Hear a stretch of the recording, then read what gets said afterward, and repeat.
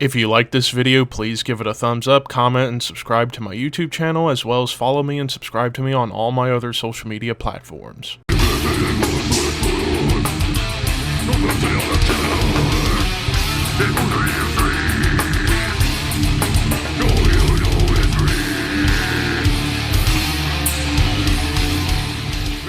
What's up, Thrashers, and welcome back once again to the Thrash Maniac 99 YouTube channel, and I am back with another album review for you guys. Tonight I am talking about the latest studio offering from Italian thrash metal band Razgate with Born to Rot in Hell. So yeah, this was another one I was curious to check out, considering I'm a big thrash metal fan, and I notice I don't cover a whole lot of thrash, but that's only just for whenever I see releases that catch my attention with thrash that I want to talk about. But this one caught my attention because looking at their metal archives, I saw they were compared to two of the all-time greats in thrash, Slayer and Metallica. But whenever I was listening to this album, I got more hints of bands like Exodus than Slayer. But I do get some little sprinklings of Metallica thrown in here and there, but I also get some like Testament vibes and some vibes of some other kinds of metal bands. But yeah, basically every single song goes for a similar mode, and that's just high impact, high energy thrash metal, but with some different changes here and there on every track.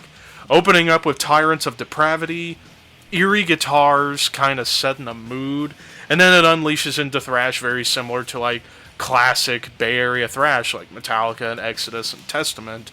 And there's even these like little atonal parts that pop up here and there. Cursed Blood starts off a little slower, a little bit more on the doom side to kind of build the song up, and then it pays off nicely with some cool thrash metal speed up moments. Even a cool breakdown that gets into a triplet swing. And there are a couple of times where you get some like triplet parts, like here on Cursed Blood, and the final track, Hail to the Fallen, you get like a nice little triplet swing coming in out of nowhere. But also throughout the album, you get some pretty solid D-beat stomps that kind of bring out a little bit of like a speed metal or hardcore vibe. And the vocals definitely feel a lot closer to like a hardcore punk vocalist than a thrash metal vocalist, at least for my taste. But then we get moments where they get so heavy and so fast, it borders on death thrash, kind of like Vader or Demolition Hammer or bands along those lines. Tracks like The Holy Grail and Hail to the Fallen, you get these like really cool like death thrash moments. Also Violence, Vengeance, Chaos, that also has some like cool little like death thrash moments to kind of bring out more brutality within the music.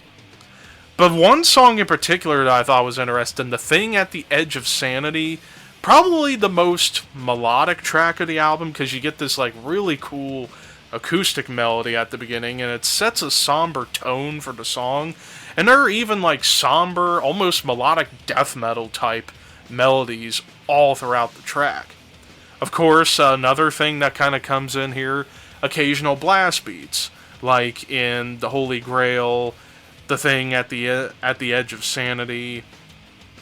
Definitely get some like really cool, like very fast blast beats, like almost like death metal blast beats or even black metal blast beats, to kind of getting more into that like death thrash zone a little bit. Fill Up the Grave was another one that had a blast beat, but it also had a very memorable bass line that was just absolutely killer, and the song itself remains very, very intense. Same with More I See, More I Hate. That song is just fast and furious and all-out brutal.